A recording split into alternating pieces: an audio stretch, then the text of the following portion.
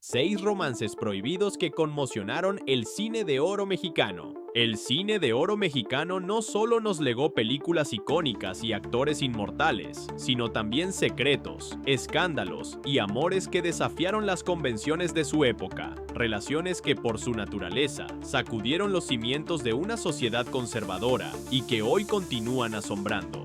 ¿Sabías que María Félix admitió albergar un afecto singular por su hermano Pablo? ¿O que Agustín Lara se unió en matrimonio con la joven que había criado como su hija?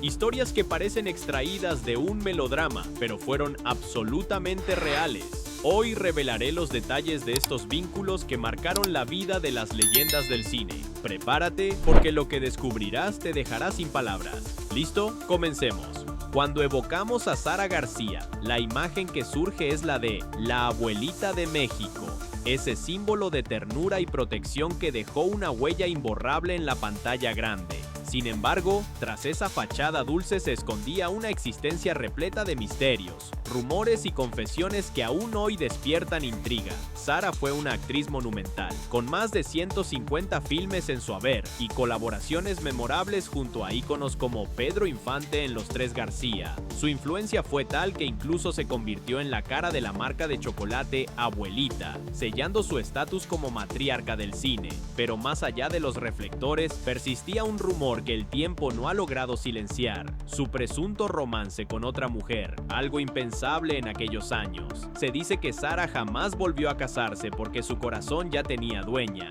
una mujer llamada Rosario. Aunque estuvo brevemente casada y tuvo una hija, muchos insinúan que sus últimos días los vivió junto a Rosario, quien no solo fue su compañera, sino quizá su amor secreto. Ya me voy porque me voy a echar un rosario. Solía bromear, pero quienes la conocían sabían que Rosario era más que una amistad. En una era donde las relaciones entre personas del mismo sexo eran tabú, especialmente para figuras públicas, Sara debió guardar silencio. No obstante, en el ambiente artístico era un secreto a medias. Sus colegas lo sabían, y aunque ella nunca se ocultó del todo, la libertad plena era imposible. Jorge Negrete y Gloria Marín. Un amor truncado por el orgullo y los prejuicios. Cuando se conocieron en 1941, durante el rodaje de Ay Jalisco no te rajes, México vivía su época dorada del cine, y ellos, sin proponérselo, se convirtieron en el dúo más emblemático. La chispa entre ambos fue instantánea e incontrolable. Lo que inició como un idilio en el set se transformó en un romance que cautivó al país. Jorge encarnaba al charro perfecto, gallardo, de voz seductora y carácter honorable. Gloria, en cambio, irradiaba una belleza intelectual y una elegancia que rompía moldes.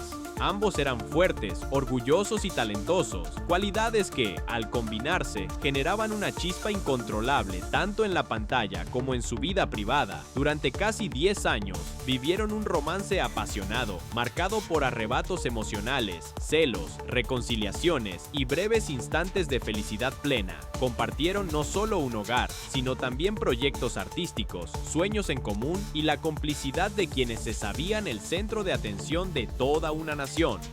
Uno de los rumores más persistentes de aquella época fue la supuesta relación entre Ramón Gay y Arturo de Córdoba, dos de los actores más célebres del momento, lo que durante años fue un murmullo en los pasillos de los estudios cinematográficos. Con el tiempo se convirtió en un secreto a medias. Ramón, conocido por su papel en La momia azteca, y Arturo, estrella de melodramas como La diosa arrodillada, compartían una elegancia innata, un magnetismo en pantalla y, al parecer, un vínculo mucho más íntimo de lo que el público sospechaba. Los rumores se intensificaron tras la trágica muerte de Ramón Gay, asesinado por el exesposo de la actriz Evangelina Elizondo, una cercana amiga suya. Sin embargo, lo que realmente conmovió fue la reacción de Arturo durante el funeral. Testigos afirmaron que se desplomó en llanto frente al ataúd, un gesto que en aquella sociedad conservadora resultaba escandaloso, en una época donde la homosexualidad era un tabú y cualquier muestra de afecto entre hombres se censuraba. Sus lágrimas avivaron las especulaciones. Décadas después, Rafael Pérez, sobrino de Ramón Gay, rompió el silencio en una entrevista. Confirmó lo que muchos ya intuían: Ramón y Arturo mantuvieron una relación sentimental. Esta revelación formó parte de la promoción de su libro Nos acompañan los muertos, donde narró cómo la familia solo supo de la orientación sexual de Ramón tras su muerte. Según Pérez, su romance fue intenso pero tortuoso, condicionado por el rechazo social y las rígidas normas de los años 40 y 50. En aquel México, ser homosexual implicaba no solo el ostracismo de la industria, sino el desprecio público. La pena de Arturo fue interpretada por algunos como el duelo de un amigo, para otros fue la prueba de un amor jamás reconocido. La historia de Emilio, el Indio Fernández y Columba Domínguez es un retrato crudo de cómo la genialidad y la pasión pueden volverse destructivas cuando se mezclan con el poder y el ego. Él era una leyenda, actor, director y símbolo del nacionalismo cinematográfico, pero también un hombre de temperamento explosivo. Ella, una joven de rostro moreno y mirada intensa, cuya belleza rebelde desafió los cánones hollywoodenses. Se conocieron cuando Columba apenas tenía 16 años y Emilio rondaba los 40. Desde el primer instante, él la convirtió en su musa, su actriz fetiche y eventualmente su pareja. Hoy, muchos ven en esa dinámica una relación desigual, donde el control y la influencia de Emilio moldearon la vida de Columba. Su amor fue tan ardiente como violento, un torbellino de creación artística y conflicto personal que terminó en ruptura y resentimiento. En aquellos años, Columba se transformó en su musa, su compañera en el arte y en la vida. Contrajeron matrimonio y durante un tiempo fueron una pareja indomable. Las películas que realizaron juntos, como Pueblerina, 1949, y La Rebelión de los Colgados, 1954, no solo exhibían el talento de Columba, sino también la manera en que Emilio moldeaba sus personajes con una intensidad rayana en la obsesión. Sin embargo, su carácter dominante y posesivo pronto dejó heridas profundas. Emilio era celoso, controlador y abiertamente machista, como muchos hombres de su época, pero con una diferencia crucial: creía ser el dueño de la mujer que él mismo había convertido en estrella. Conforme Columba creció artísticamente y comenzó a reclamar autonomía sobre sus proyectos y decisiones personales, los conflictos estallaron. Las discusiones se volvieron constantes y la violencia, física y emocional, se instaló en su relación. El golpe definitivo llegó tras el nacimiento de su hija, Jacaranda Fernández. Tras la separación, en un acto desesperado y cruel, Emilio secuestró a la niña, alejándola de su madre durante años. Este fue el episodio más sombrío de su historia. Columba quedó destrozada, viviendo en una angustia silenciosa, sin poder recuperar a su hija ni encontrar justicia. Nadie osaba desafiar al Indio, una figura temida e intocable en el mundo del cine. Con el tiempo, Columba logró reencontrarse con Jacaranda, pero el daño ya estaba hecho. Emilio nunca pidió perdón. Murió en 1986, solo, prisionero de su propia leyenda. Columba, en cambio, vivió muchos años más, siempre con dignidad y discreción. En entrevistas posteriores, habló de él con una mezcla de respeto, dolor y decepción. Nunca negó que había sido su gran amor, pero tampoco lo idealizó. Fue el hombre que la creó y el que la destruyó.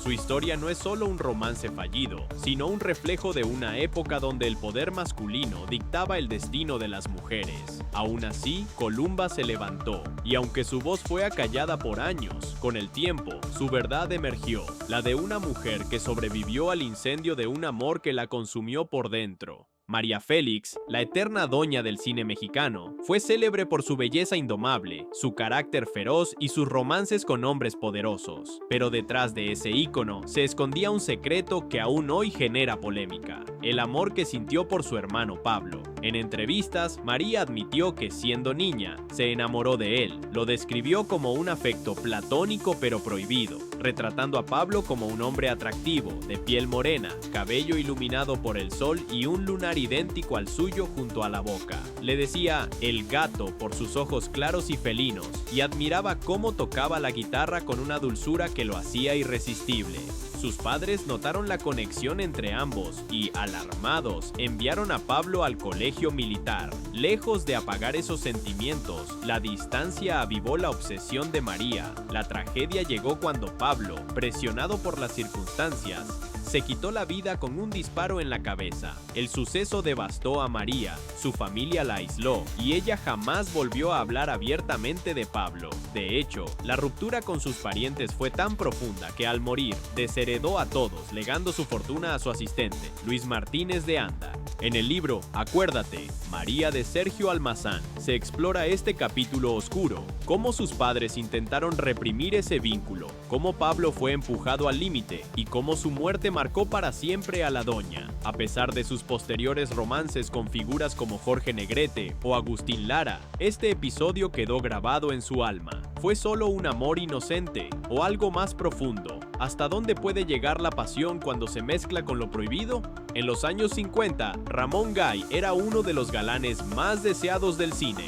Su elegancia, mirada penetrante y talento lo convirtieron en estrella de filmes de terror, dramas y comedias. Pero detrás de esa imagen pulcra, vivía una historia de amor tan ardiente como peligrosa. Su relación con Evangelina Elizondo, una actriz rebelde y carismática, cuya voz se hizo inmortal al doblar a Cenicienta en español. Evangelina era una mujer adelantada a su tiempo, independiente, talentosa y de carácter fuerte. Ramón, por su parte, estaba casado, pero eso no impidió que entre ellos surgiera una conexión apasionada. Mantuvieron su relación en secreto, pues la sociedad mexicana de los 50 no toleraba los escándalos amorosos. Sin embargo, el destino era cruel. Ramón fue asesinado por el exesposo de Evangelina, un crimen que conmocionó al país. En su funeral, Arturo de Córdoba, otro gran actor, se derrumbó en llanto, alimentando rumores sobre un posible romance entre ellos. Años después, su sobrino Rafael Pérez confirmó en el libro Nos acompañan los muertos que Ramón y Arturo sí fueron amantes, revelando un amor que el México de entonces obligó a esconder. Una mujer involucrada con un hombre casado cargaba con el estigma del escándalo y la deshonra. A pesar de ello, Evangelina no renunció a ese amor, y Ramón tampoco. Se encontraban a escondidas, viviendo su romance en las sombras, mientras que, ante el público, él seguía siendo el esposo ejemplar y ella una estrella en ascenso. Pero el secreto tenía un precio. La esposa de Ramón Gay, herida y resentida, no permaneció al margen. La tensión escaló hasta lo impensable. En 1960, Ramón fue asesinado a balazos por el esposo de Evangelina, en un crimen motivado por los celos y el escándalo que finalmente había estallado. Los detalles del asesinato fueron tan dramáticos como inverosímiles. Ramón fue citado en un lugar supuestamente neutral, donde lo esperaban Evangelina y su esposo para aclarar las cosas. Lo que siguió fue una emboscada. En medio de la discusión, el esposo sacó un arma y disparó. Ramón cayó herido de muerte. El galán de las películas se convirtió en la víctima de un triángulo pasional fuera de control. El país entero quedó conmocionado. El crimen dominó los titulares de la prensa y Evangelina quedó atrapada en un torbellino mediático que la marcó para siempre. Fue culpada, criticada y señalada como la mujer que destruyó a Ramón Gay, aunque la realidad era mucho más compleja. Su carrera sufrió altibajos y aunque continuó trabajando en cine, televisión y música, siendo la voz de Cenicienta en español, nunca habló abiertamente del episodio que la persiguió hasta sus últimos días. Su imagen quedó dividida. La estrella de voz dulce y la mujer atrapada en una tragedia real. El amor entre Ramón y Evangelina fue una llama ardiente y una sentencia mortal. Un romance que desbordó las pantallas, rompió barreras sociales, pero terminó en violencia. A diferencia de otros amores del cine de oro que se desvanecieron con el tiempo, el suyo quedó grabado en la memoria colectiva como una advertencia. El tipo de pasión que, en su intensidad, termina por consumirlo todo. Agustín Lara, el Flaco de Oro, compositor de clásicos como Solamente una vez y María Bonita, protagonizó uno de los escándalos más sonados de su vida al casarse con Rocío Durán, quien había sido su hija adoptiva durante su matrimonio con María Félix. La historia comenzó cuando Rocío era una niña. Lara y María Félix la adoptaron y durante años ella lo llamó papá. Sin embargo, tras el divorcio de la pareja, la relación entre Agustín y Rocío tomó un giro inesperado. En 1964, 6 años después de la separación, Lara, de 67 años, contrajo matrimonio con Rocío, entonces de 23. La diferencia de edad de 44 años escandalizó a la sociedad mexicana. Las críticas llovieron. Muchos veían con recelo que el célebre compositor se uniera en matrimonio con quien alguna vez fue su hija. Surgieron rumores. ¿Era un amor genuino o un arreglo para asegurar la herencia de Lara? Rocío, en entrevistas posteriores, intentó aclarar que su vínculo era de gratitud y cuidado, pues él la había protegido desde su infancia. Sin embargo, evitaba profundizar en detalles, lo que solo alimentó las especulaciones. Las pocas evidencias de esta unión son fotografías del enlace, que confirmaban su legalidad pero no disipaban las dudas. Algunos argumentaban que Lara se casó para facilitar que Rocío heredara sus bienes. Otros defendían que, pese a lo polémico, su afecto era real. Lo cierto es que este episodio quedó como una mancha en la biografía del genio musical, un amor que desafió no solo las normas sociales, sino los límites familiares. Chula Prieto, cuyo nombre real era María del Carmen Salido, fue una actriz de carrera breve pero notable. Proveniente de una familia acomodada, ganó popularidad en certámenes de belleza antes de incursionar en el cine, donde participó en filmes como Quinto Patio, 1950, y Las mujeres de mi general, 1951, compartiendo pantalla con leyendas como Pedro Infante y Rodolfo Acosta. Su vida sentimental fue tan comentada como su carrera. Mantuvo romances con el torero Carlos Arruza, el actor español Mario Cabré y el cómico Germán Valdés Tintán, quien incluso la llevó a Londres en 1948 para presenciar los Juegos Olímpicos. Sin embargo, ninguna de estas relaciones prosperó, pues Chula solía rechazar propuestas de matrimonio, lo que avivó los rumores sobre su intimidad. Aquí entra Miroslava Stern, la actriz de origen checoslovaco cuya belleza hipnótica la convirtió en estrella del cine mexicano.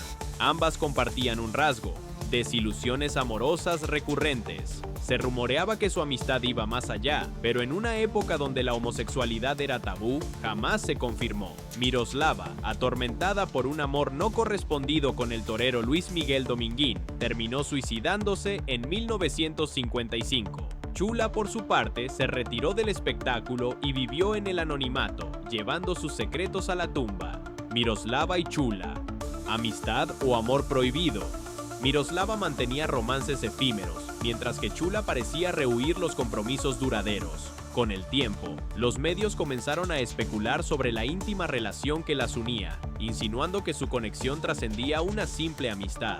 Estos rumores se intensificaron tras la trágica muerte de Miroslava en 1955, un suicidio cuyas circunstancias aún generan debate. La versión más difundida atribuye su decisión al matrimonio del torero Luis Miguel Dominguín con la actriz Lucía Bosé. Sin embargo, otra teoría sugiere que Miroslava murió por un amor imposible, posiblemente con una mujer, lo que reavivó las conjeturas sobre su vínculo con Chula. Aunque nunca se confirmó una relación romántica entre ellas, el silencio de Chula y la falta de pruebas concluyentes alimentaron el misterio.